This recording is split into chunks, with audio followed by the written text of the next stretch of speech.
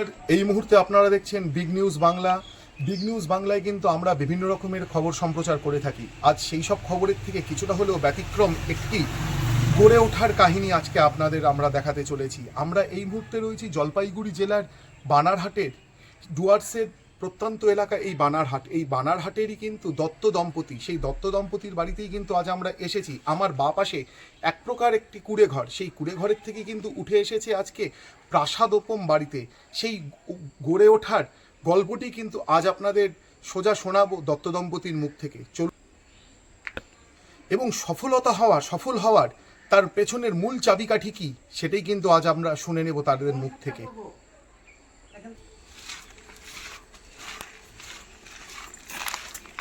জলপাইগুড়ি জেলার ডুয়ার্সের বানারহাটের প্রভাবশালী ঔষধ ব্যবসায়ী সমীর দত্ত একসময় মানুষের দোকানে কাজ করতেন। দিন হাজিরা করে সংসার পালনের পর নিজস্ব ঔষধের ব্যবসা শুরু করেন। একাধিক রাত না খেয়েও কাটিয়েছেন বানারহাট এলাকার সমীর দত্ত ও তার স্ত্রী। বর্তমানে তিনি এখন এলাকার দাপুটে ঔষধ ব্যবসায়ী ও ঔষধের হোলসেলার। সাধারণ খেটে খাওয়া মানুষ থেকে আজ তিনি একজন সফল ব্যবসায়ী। কেমন ছিল তার জার্নি, সরাসরি পেয়ে গেছি দত্ত দম্পতিকে, তাদের মুখ থেকে শুনে নেব তাদের এই লড়াইয়ের ইতিহাস।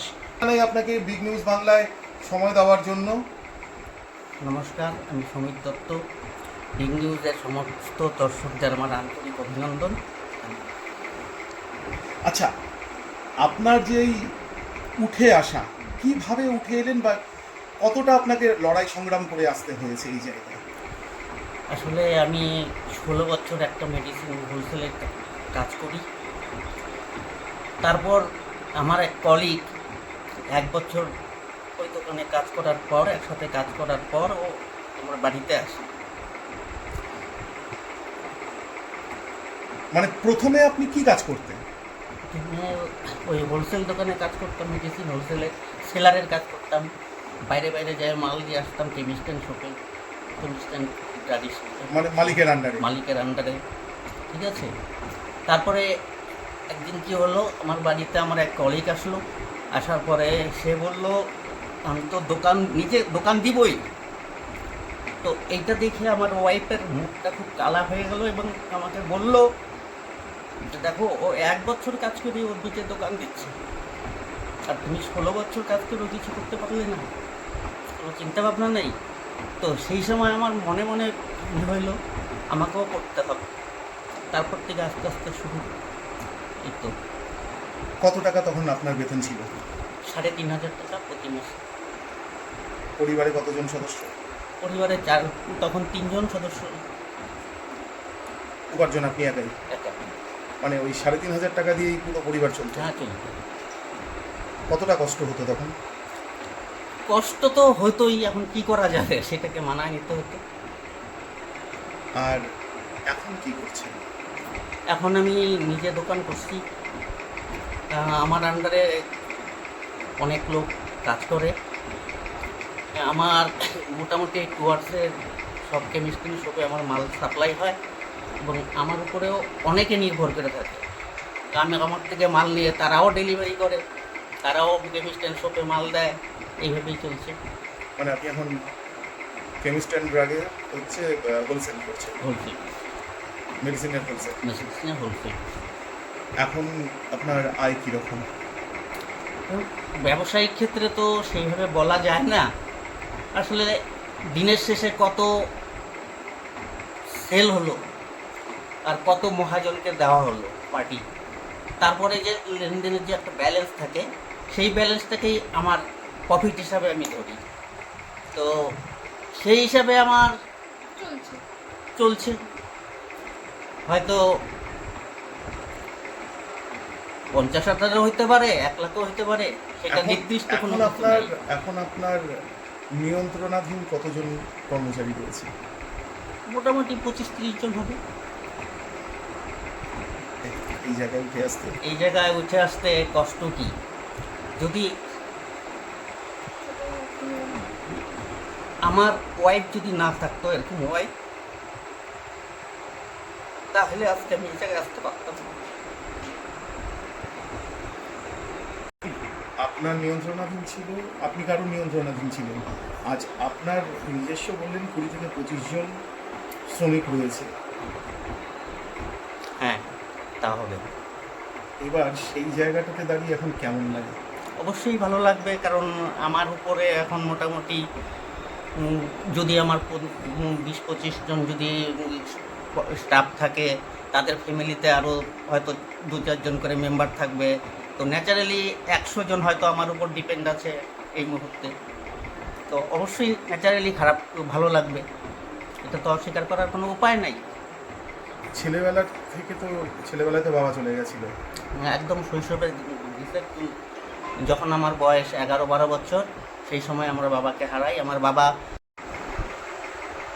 এই মুহূর্তে কিন্তু আমরা সঙ্গে পেয়ে গেছি সমীর বাবুর স্ত্রীকে।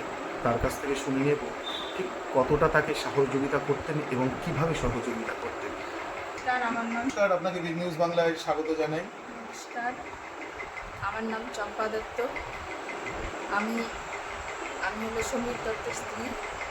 আমার বিয়ে হয়েছে 2003-এ। তার আগে তো আমি স্কুল জীবন ছিল, আমার কলেজ পাশ করি বিয়ের পরে 2004-এ। তারপর যখন আমি বিয়ে হয় তখন হচ্ছে উনি অন্যের দোকানে কাজ করে। সেখানে 2-2.5 টাকা প্রথম ছিল। আমার যখন বিয়ে হয় তখন 2.5 টাকা মান্থলি বেতন, সেটা দিয়ে আমাদের সংসার তখন ছিল। আমি 2 জন ছিলাম, শাশুড়ি ছিল আমার সঙ্গে, এই তো 3 জনের সংসার। তারপর আস্তে আস্তে 2000 ওইভাবে চলছে। তার মধ্যে ওনাকে বললাম যে তুমি 2.5 টাকায় কী করে সংসার চলবে। তারপরে মালিককে বলাতে মালিক 500 টাকা বাড়িয়ে দিল। তারপর এইভাবেই চলছে। এইভাবে চলার মধ্যে দিয়ে ছেলে হলো 2007-এ। ছেলে হয়। ছেলে হওয়ার পরে তো সংসারে আরও চাপ বেড়ে যায়। সংসারে ছেলের পিছনে কিছু টাকা লাগে। তারপর হচ্ছে ওনাকে বললাম যে তুমি এক কাজ করো, 2.5 টাকা কী হবে, তুমি যদি পারো নিজে একটু কিছু করার চেষ্টা করো। ওটা তো বিজনেস, ওটা তো থাকবেই, তার সঙ্গে সঙ্গে তোমাকে কিছু একটা করতে হবে। তখন বললো ঠিক আছে, তাহলে দেখি আমি যদি কিছু এক্সট্রা করতে পারি। উনি কী করতো, ওই কার্টুনগুলো মাল নিয়ে যেত, যে কার্টুনগুলো নিয়ে আসতো হাতে করে, হাত ব্যথা হয়ে যেত, কার্টুনগুলো নিয়ে আসতো। সেই কার্টুনগুলো বিক্রি করে কিছু টাকা হতো। তারপরে খাওয়া দাওয়ার জন্য টিফিন যে দিত, সেই টিফিনটাও নিয়ে আসে, পয়সা খেত না, না খেয়ে নিয়ে আসতো। ওই টাকা কিছু হলেও জমা হতো, ওটা দিয়ে সংসার চলতো আস্তে আস্তে। তারপরে ওনাকে বললাম যে এইভাবে তো সংসার চলবে না, আমাদের তো ভবিষ্যৎ কিছু ভাবতে হবে। তো উনি বললো ঠিক আছে, চলছে। যে তখন আমি বললাম এখন তো তুমি পরিশ্রম করছো, 2 দিন পরে যখন পরিশ্রম করতে পারবে না তখন কী করবে, নিজে কিছু করতে হবে। কতদিন তুমি ইসের আন্ডারে কাজ করবে, লোকের দোকানে, নিজে তো কিছু করতে হবে। তারপরে বললো কী করবো। আমি দেখো কী করবে, কিছু একটা ভাবতেই হবে। তখন একদিন ওর এক কলিগ আসলো বাড়িতে, এসে বললে বৌদি আমি ভাবতেছি এখন থেকে নিজে কিছু করবো, নিজে দোকান দিব। তখন আমি ভাবলাম ঠিক আছে, ভালো কথা। তারপরে উনি চলে যাওয়ার পরে আমি বললাম যে না, ও যখন 1 বছর কাজ করার পরে নিজে দোকান দিতে সাহস করছে, তো তুমি কেন পারবে, তোমাকেও করতে হবে, কিছু একটা করতে হবে। বলে আমি কী করে করবো, আমি তোমাকে সাথ দিব, তোমাকে কিছু করতেই হবে। তারপরে বলে ঠিক আছে। তারপরে হচ্ছে দোকান করবে, কোথায় করবে, বাজারে দোকান। দত্ত দম্পতির উঠে আসার কাহিনী কিন্তু শুনে নিলাম তাদের দুজনের মুখ থেকেই। এবার শুনে নেব আগামী প্রজন্মকে তারা কি বার্তা দিতে চান প্রজন্মের উদ্দেশ্যে। এখন দেখেন, কষ্ট করলে তার ফল তো পাওয়া যায়, কিন্তু এখনকার দিনে তো মানুষ পরিশ্রম না করে কিছু অর্থ চায়, যে পরিশ্রম করবো না কিন্তু অর্থ আসো, সেই অর্থের কিন্তু কোনো দাম নাই, কারণ ওইটার মূল্য থাকবে না।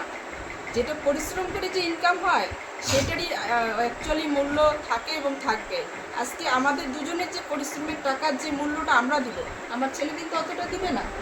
হ্যাঁ, কিন্তু আমি চাই কষ্ট করে হলো মানুষ যা ইচ্ছা কামনা থাকে, চেষ্টা করলে সব হয়। মনের ইচ্ছা থাকতে হবে, মনের জোর থাকতে হবে, তাহলে সে ঠিক উপরে যেখানে পৌঁছানোর জায়গা সেখানে ঠিক পৌঁছাতে পারবে।